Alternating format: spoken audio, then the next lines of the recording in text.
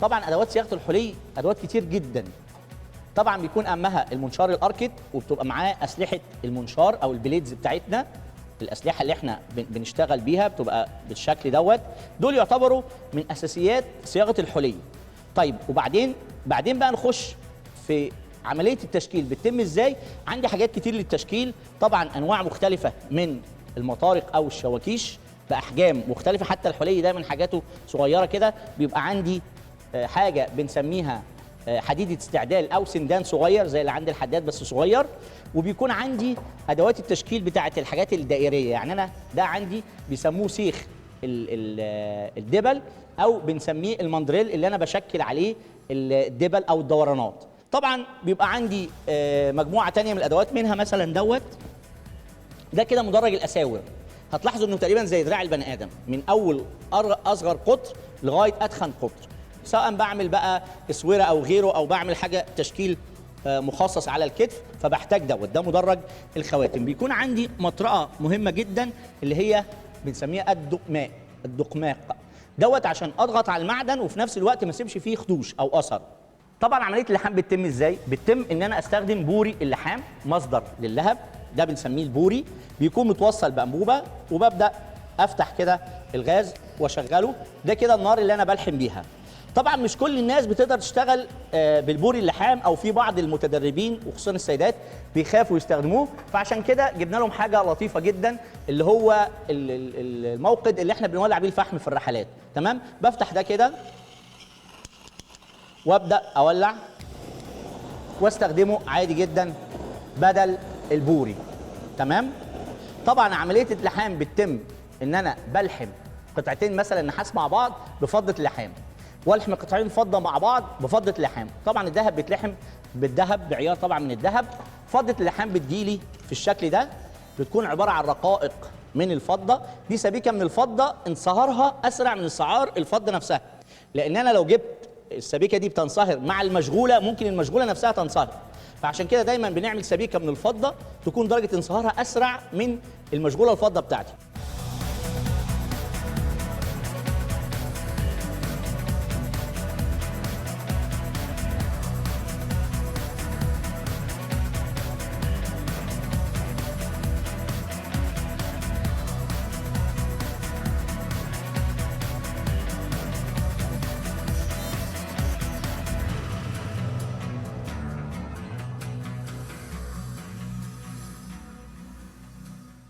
دلوقتي تعالوا بقى نعمل مع بعض قطعه حلي كامله. انا مثلا مختار تصميم زي كده، دلايه مثلا، فهنبدا نعمل الدلايه ونشوف ازاي التعليق بتاعها. طبعا وانا بعمل تصميم بحاول اختار المقاس المناسب للشخص اللي انا البسها له. فاحنا معانا الاستاذه رحمه هنستعين بيها.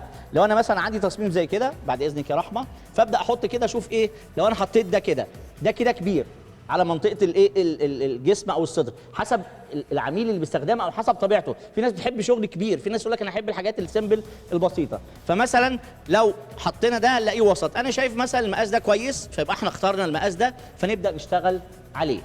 ده كده المقاس اللي احنا اخترناه. خلينا بقى نبدا نشتغل عليه. طبعا انا مصوره كذا نسخه علشان كل جزء من دولت هبدا كاني بعمله فيلم لوحده، وابدا اشتغل عليه بالتقنيه اللي هو محتاجها.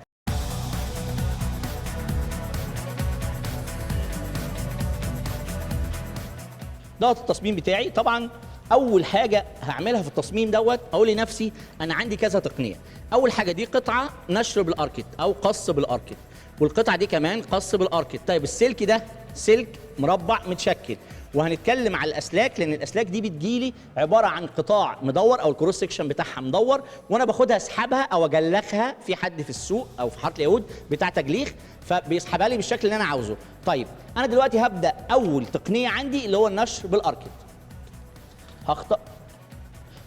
هختار قطعه نحاس. طبعا احنا بنشتغل على النحاس واحنا بندرب ناس، لكن بعد كده ممكن نشتغل على الفضه او غيره. هقص قطعه مناسبه ليها، واحاول طبعا ما اهدرش عشان احافظ على الخام.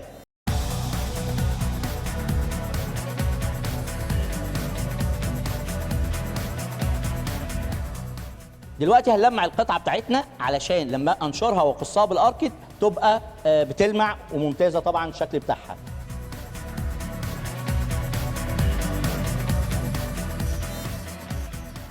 طيب دلوقتي بعد ما لمعنا القطعه طبعا باين قوي ان السطح بتاعها بعد ما كان السطح مأكسد كده او عليه اكسيد دلوقتي بقى لامع زي ما انتم شايفين. هبدا بقى الزق القطعه بتاعتي دي الورقه، هبدا بقى الزق التصميم بتاعي المطبوع على الورقه دي على قطعه المعدن بتاعتي.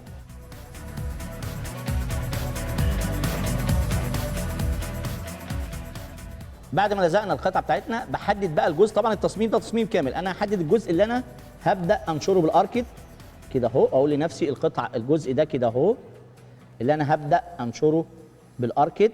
تعالوا بقى نعمل عمليه ثقب للاماكن، كل ما هو مكان مفرغ زي كده لازم اعمل له ثقب.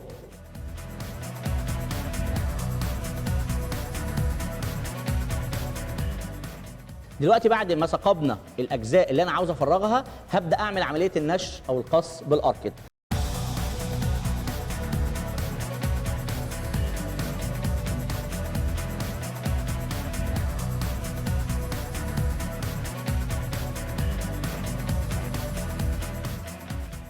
كده انا فصلت الجزء دوت عن الشيت المعدن وبقى عندي قطعه في التصميم. اول قطعه في التصميم طلعت من المنتج بتاعي او القطعه الحليه بتاعتي. هبدا بقى اكمل الخطوات. قبل اي عمليه لحام لازم اعمل صنفره او تطهير للسطحين اللي انا هلحمهم، فبستخدم الساند بيبر او الصنفره وابدا اصنفر القطعه بتاعتي في الجزء بس اللي انا هلحم فيه. بعد ما صنفره امسكه كده عشان ما يبقاش فيه اي زيوت او شحوم، وخصوصا السيدات عشان الكريمات واللوشن والموشن والحاجات اللي بيستخدموها. هبدا اصنفر الجزء الثاني اللي هيتلحم عليه، لازم الجزئين يبقوا متطهرين جدا او متصنفرين كويس جدا. كده انا القطعه بتاعتي لو حطيتها على دي مظبوطين على بعض تمام. تعالوا بقى نبدا نعمل عمليه اللحام. اول حاجه بجيب فضه اللحام بتاعتي، قلنا بتجيلي شرايح زي كده، هبدا اقصها الى قطع صغيره جدا. دول اللي انا هستخدمهم في اللحام تمام.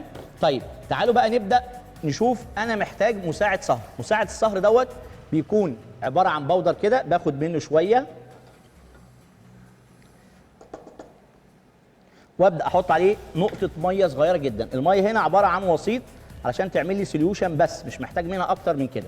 يبقى الميه هنا عباره عن وسيط تعمل لي سوليوشن او محلول من مساعد الصهر او الايه البوركس. بعد ما رصيت الفضه بتاعتي هحط بقى القطعه بتاعتي في مكانها بالظبط اهو، وابدا اعمل عمليه اللحام. هولع البوري بتاعي كده.